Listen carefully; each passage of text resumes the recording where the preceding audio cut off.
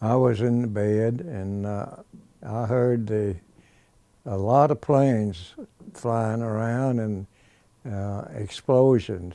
And I jumped up and got my clothes on, looked out towards Pearl Harbor, and I could see the smoke coming up, and I figured it was getting the oil tankers and bombing the ships, and I could see the bombers coming down in Pearl Harbor to bomb those ships over there.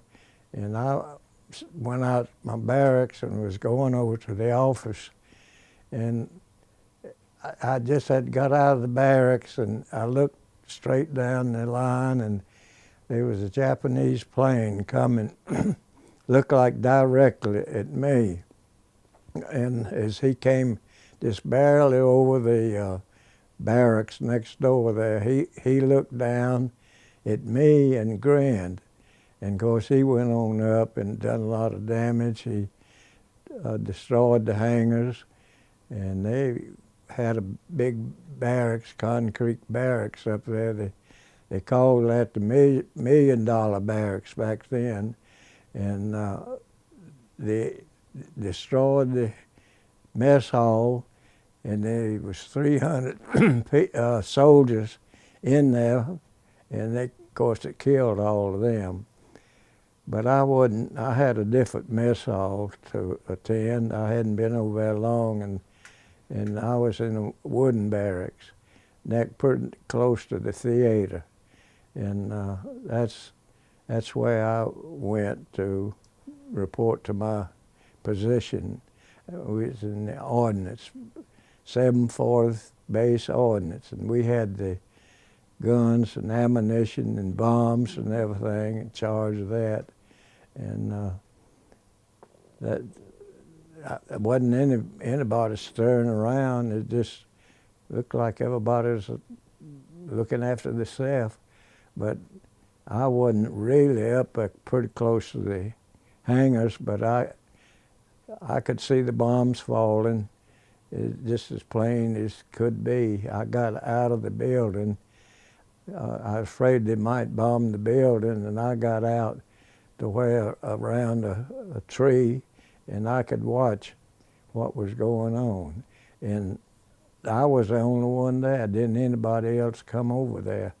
So I guess they were sort of hiding out too. I don't know, but that's what happened. You know, the first little bit while this going on. Of course, all of this was still going on, and it lasted a pretty good while. And then, of course, they came back again, and they had a lot of high-flying planes, and you could see the bombs coming out of the planes, and they pretty well tore up things. And we had some planes sort of lined up, side by side. They thought maybe that might help about sabotage, but of course they destroyed them too. There's on the tarmac there, and it wasn't too long before we realized what happened. And of course at night it was total blackout, and they told us to not get out and try to do anything because you might get shot. And of course you didn't hear anything going on when a total blackout. And about the next night, I was on guard duty down to where we had bombs and ammunition and stuff. And I was down there by myself, and it was very dimly lighted. And it's a pretty good area. And they told me if I saw anything look like suspicious, just holler halt. If it didn't look like they wanted to stop, and just go ahead and shoot them.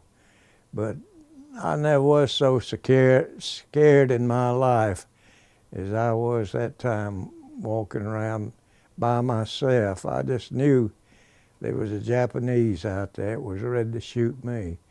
But didn't anybody come down there check on me.